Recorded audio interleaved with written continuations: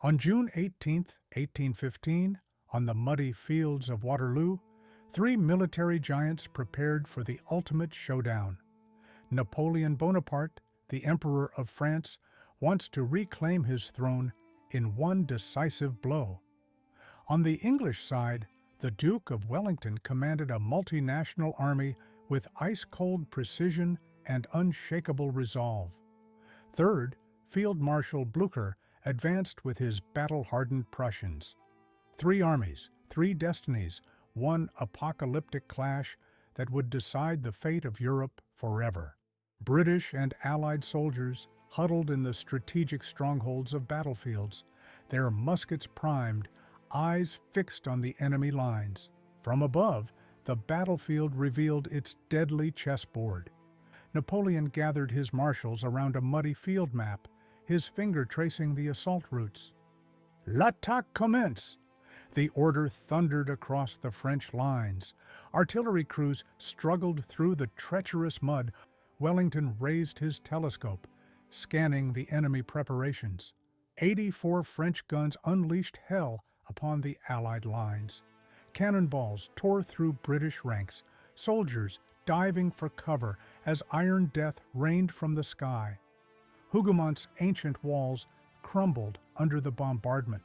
Men scattered in terror as the French artillery carved bloody furrows through their formations. In the smoke-filled aftermath, British surgeons worked frantically among the wounded, the battle's opening act complete. Napoleon smiled grimly as smoke cleared from his devastating artillery barrage. Checking his pocket watch, 11:30 a.m., the Emperor nodded. "Send in the infantry." D'Erlon's massive corps, 16,000 strong, advanced in perfect formation. Rainwater still dripped from their shakos as they marched through the quagmire, boots sinking deep into the treacherous mud. The slope before them seemed endless. Wellington had chosen his ground well. "Take positions, prepare to receive them." At Hougoumont, French grenadiers hurled themselves at the ancient gates, axes and musket butts, hammering against the oak barriers. But the Guards Brigade held firm, every assault repelled. Napoleon watched his infantry retreat down the slope. They had failed to break Wellington's line. Marshal Ney saw the retreating soldiers. He decided to try a different attack. At 4 p.m., thousands of French cavalry rode across the muddy battlefield. But Wellington had a plan. He ordered his infantry to form squares, tight formations with soldiers standing shoulder to shoulder, facing outward with their bayonets ready. The French horses could not break through these squares. On the other side of the battlefield, fighting was happening. French soldiers attacked the farm from all sides. The German soldiers inside the farm fought back hard. But there were too many French soldiers. One by one, the French captured different parts of the farm. The Germans had to retreat from the back of the farm. Soon, the French flag was flying over La Haye Sainte. A British officer rode to Wellington and said, "Sir, we have lost the farm. The French are now in the middle of our line." At 4 p.m., the Prussian army appeared on the horizon. Their old Field Marshal Blücher had kept his promise to help Wellington.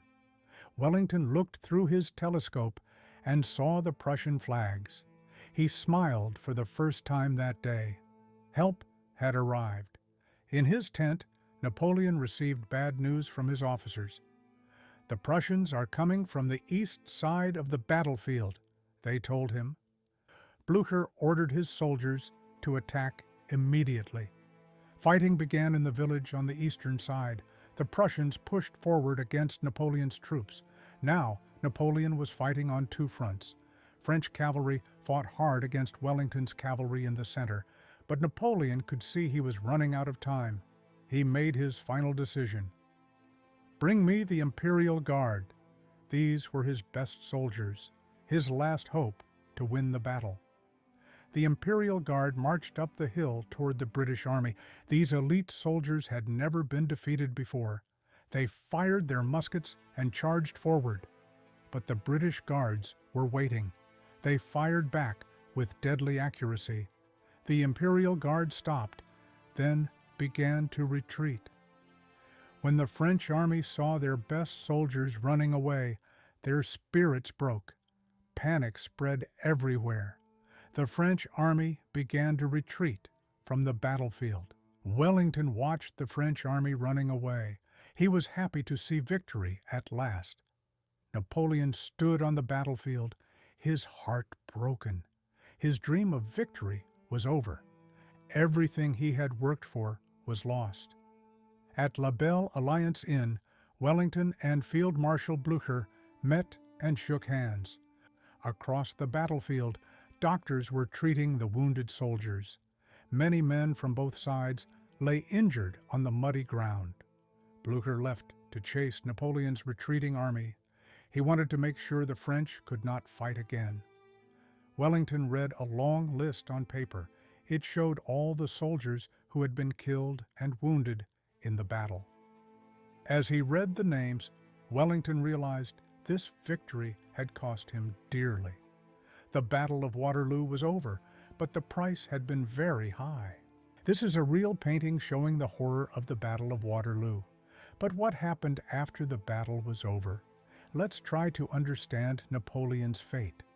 The emperor who once conquered Europe was now a broken man returning home in defeat.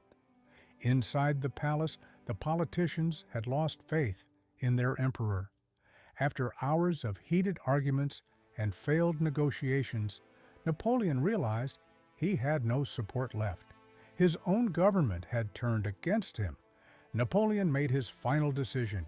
He would surrender to the British rather than face execution in France.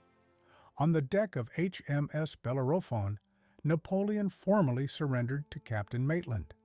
The British didn't take any risks and exiled Napoleon to a tiny island far from Europe for the sake of peace. A tiny island called St. Helena sat alone in the South Atlantic Ocean, 1,210 miles from Africa and 4,500 miles from France. The man who once made Europe tremble was now just a prisoner on a lonely rock in the middle of nowhere.